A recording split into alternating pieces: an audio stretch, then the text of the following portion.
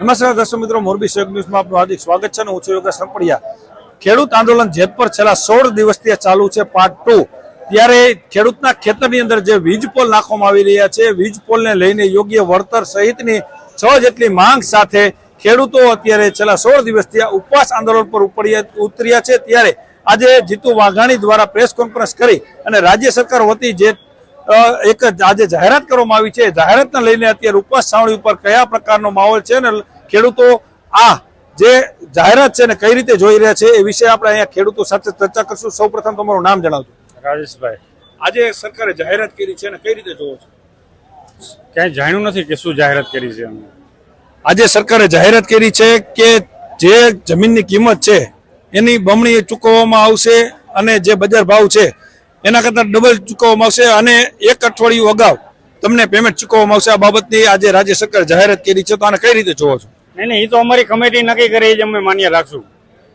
અહીંયા જેતપર ગામની પૂરા ગુજરાતની સમિતિ એ માન્ય રાખે, એ પૂરું ગુજરાત માન્ય રાખશે, બાકી એમ કાયમ ચલાવી નહીં લે.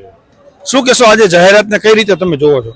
જાહેરાતમાં જોવાનું તો એ છે કે જે અત્યારે અમારી કમિટી બેઠી છે, બરાબર, કમિટી નક્કી કરશે 2 ગણું વળતર લેવું છે કે 4 ગણું લેવું છે. અમારી માંગ 4 ગણા વળતરની હતી રાજસ્થાન મુજબ, કે 4 ગણું વળતર અને અમારી કુલ 6 માંગણી છે. એટલે તારમાં અત્યારે 30%ની જાહેરાત કરી કે 30% પ્લસ આપશું એમ, બરાબર. એટલે એ હવે અત્યારે અમારી કમિટી બેઠી છે, કમિટી જે નક્કી કરશે એ અમારે સ્વીકારીએ છીએ, અમારી કમિટી નક્કી કરશે. આજે રાજ્ય સરકારે જે જાહેરાત કરી છે એને લઈને આપ શું કહેશો? હવે રાજ્ય સરકારે જે જાહેરાત કરી છે એના વિશે તો હવે વારંવાર આવી કરતા જ હોય છે, બરોબર છે. હવે જે અમારી કમિટી જે માન્ય રાખશે જેતપર કે તમામ ગુજરાતના ખેડૂતોની એ માન્ય રહેશે. અને જે આ વાત કરી કે 4% વળતર 400%, 400 ગણું, બરોબર, જે રાજસ્થાનમાં આવ્યું તો એ પ્રમાણે ગુજરાતમાં કેમ નહીં? ત્યાં અને જે દક્ષિણ ગુજરાતમાં જે પોલ આવ્યા છે તેને 1 પોલ દીઠ 2.5 થી 3 કરોડ રૂપિયાનું વળતર મળ્યું છે, તો અહીંયા ગુજરાતના ખેડૂતોને કેમ નહીં?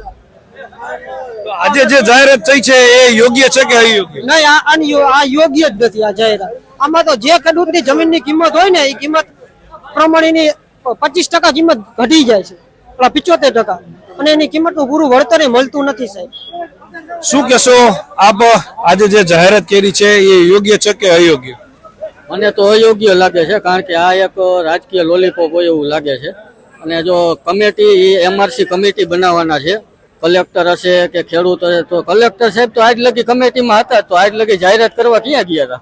આ 17 દિવસ ઉપવાસ ઉપર બેઠા છે, એનું કોઈ જાતનું કોઈ વળતર નહીં, કોઈ કાંઈ બોલે નહીં, કાંઈ નહીં. આ એક પ્રકારનો લોલીપોપ હોય એવું લાગે છે.